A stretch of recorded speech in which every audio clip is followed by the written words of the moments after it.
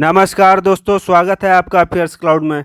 तो दोस्तों, इस वीडियो में मैं आपको एक ऐसे हथियार के बारे में बताने जा रहा हूं जो भारत में बॉम्बरों की कमी को भर देगा। और फिलहाल के लिए ये हथियार चीन में भारी तबाही या बमबारी भी कर सकता है। और भारत के लिए ये हथियार किसी भारी भरकम बॉम्बर की तरह कार्य करेगा। तो चलिए बिना समय गंवाए वीडियो को शुरू करते हैं। चीन ने भारत को ही परेशान नहीं किया बल्कि अमेरिका जैसे सुपर पावर से भी भिड़ रहा है। तो जहां पर अमेरिका भारत एक पाले में नजर आ रहे हैं, वहीं रूस और चीन एक पाले में नजर आ रहे हैं।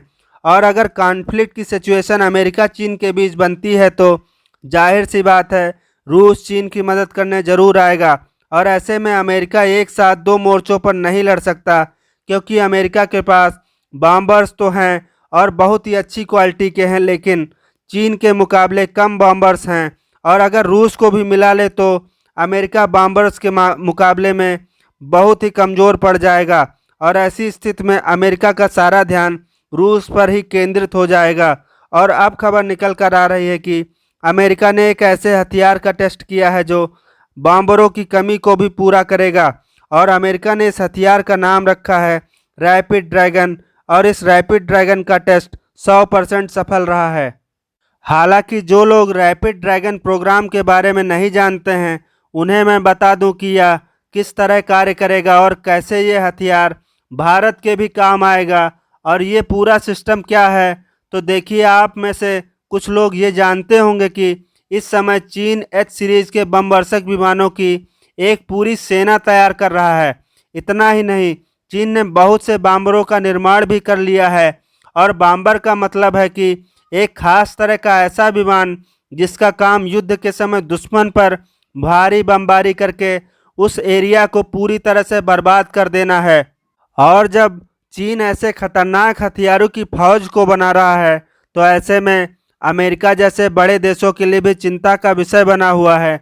वहीं अमेरिका के पास चीन के मुकाबले कई गुना ज़्यादा एडवांस और लीथल बॉम्बर हैं। जैसे कि अमेरिका के पास B-1 लैंसर नाम का एक सुपरसोनिक बॉम्बर है।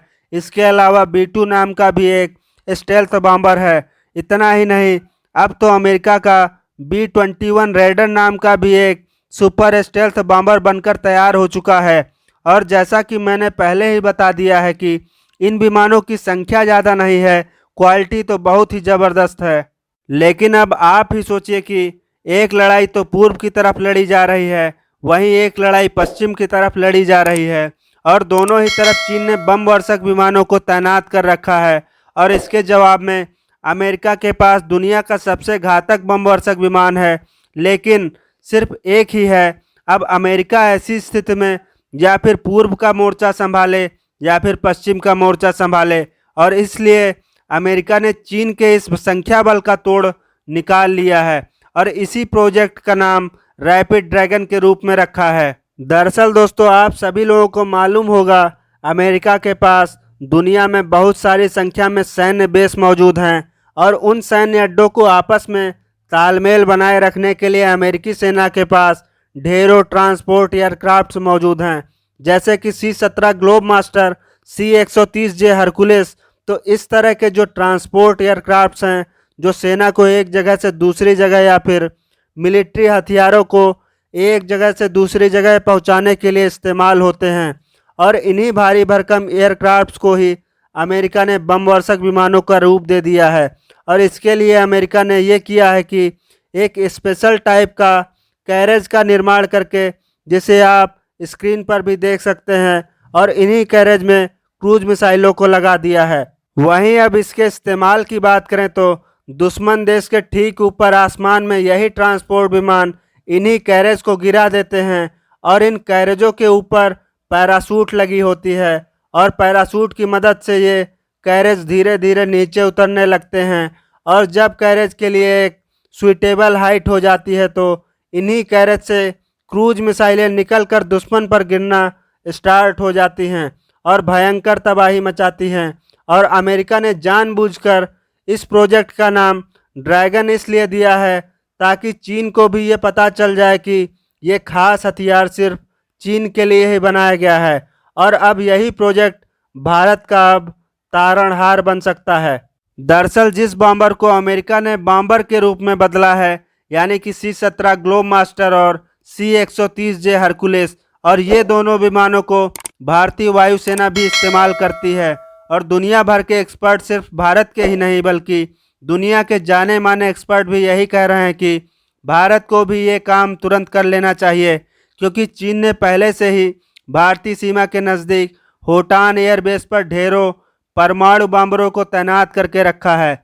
और ऐसी स्थिति में भारत को अमेरिका से पहले इस हथियार को बनाना चाहिए था, या फिर भारत अमेरिका से मदद लेकर खुद का स्वदेशी रैपिड ड्रैगन प्रोग्राम को स्टार्ट कर देना चाहिए, क्योंकि भारत के पास चीन के मुकाबले एक भी बमवर्षक विमान मौजूद नहीं है और चीन को इसका फायदा भी मिल रहा है। बमवर्षक विमानों से न सिर्फ बमबारी की जा सकती है, बल्कि इन विमानों से आप दुश्मन को डराने का भी काम कर सकते हैं। आप अमेरिका को ही देख लीजिए, जब अमेरिका को किसी दुश्मन को डराना होता है तो ये उस देश की सीमा के पास अपने बमवर्षक विमान को उड़ाते हैं, और कल को चीन भारत के साथ यही करता है तो भारत चीन को जवाब नहीं दे सकता, क्योंकि हमारे पास बॉम्बर्स उपलब्ध ही नहीं हैं। और अगर हम अमेरिका या फिर रूस से बॉम्बरों को खरीदने भी जाएंगे तो उसके लिए भी 2 से 3 सालों का समय लग जाएगा, और अगर हम खुद का बॉम्बर बनाएं तो उसमें 5 से लेकर 10 सालों तक का भी समय लग सकता है। तो ऐसे में बेहतर यही होगा कि भारत अमेरिका के साथ मिलकर इस हथियार को बना ले और अपने ट्रांसपोर्ट एयरक्राफ्ट को ही एक क्रूज मिसाइल बॉम्बर बना ले।